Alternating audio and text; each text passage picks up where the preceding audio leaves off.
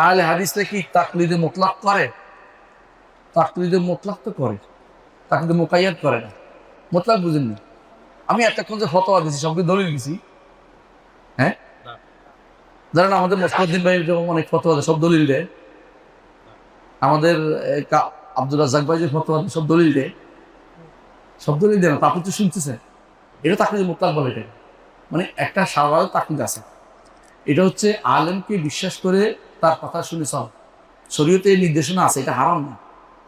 এটাকে বলে ইত্তেবা। এটাকে তাকলিদ অনেকে বলে না, কিন্তু তাকলিদ বললেও একই কথা দুই না। কিন্তু তাকলিদে মুকাইয়াদ করি না, আমরা ব্যক্তি বিশেষকে আমরা সব কিছু মেনে চলি না। আমরা কোরআন সুন্নাহ মেনে চলি। হুজুরে যদি কোনো দিন ধরা পড়ে যে কোরআন সুন্নাহ বিরোধী ফতোয়া দিছি আমি বা আব্দুর রাজ্জাক বা হ্যাঁ নাই, তো আপনার কি বলবেন? ওনার কথা বা আমরা কোরআন সুন্নাহ নেব, এইটা টেন্ডেন্সি থাকলে কোনো সমস্যা নেই। কিন্তু আপনি যদি মনে করেন যে না, দলিল দেন, কি দলিল? আপনি এতক্ষণ যা বলছেন একবারে দলিল দিয়ে থাকেন, তো আমি কোরআন নিয়ে এসে আপনার পড়াবো কোন দিন? আপনি কোন দিন বসে থাকবেন এটার জন্য? এই জন্য তাকলিদে মুতলাক যেটাকে বলা হয়, অর্থাৎ শর্ত মুক্ত, মানে ব্যাপক, ওটা কিন্তু আল্লাহ তাআলাই বলছেন ফাসআলু আহলা যিকরি ইন কুনতুম লা তা'লামুন। না জানলে যে জানে তাকে জিজ্ঞেস করো। বলে নাই যে দলিল জিজ্ঞাসা করতে বলে নাই।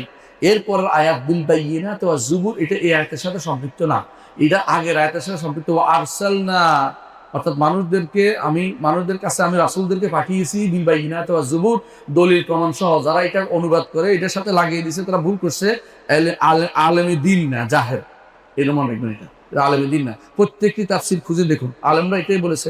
আপনি নিজে বানালে তো হবে না, আপনি বানালে আর ওই হানাফিদের বন্ধুদের এগুলো বানায় এগুলো মতো হয়ে যাবে। এটা করেন না দয়া করে। আমরা হচ্ছে অনুসরণ করি, আমরা বানিয়ে বলি না।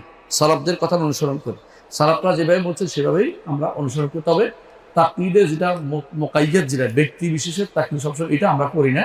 আমরা সমস্ত আলেমকে আমাদের মাথার মুকুট মনে করি। ইমাম আবু হানিফা ভালো কিছু বললে আমরা গ্রহণ করি, শাফেঈ ভালো কিছু বললে গ্রহণ করি, মালিক ভালো কিছু বললে গ্রহণ করি।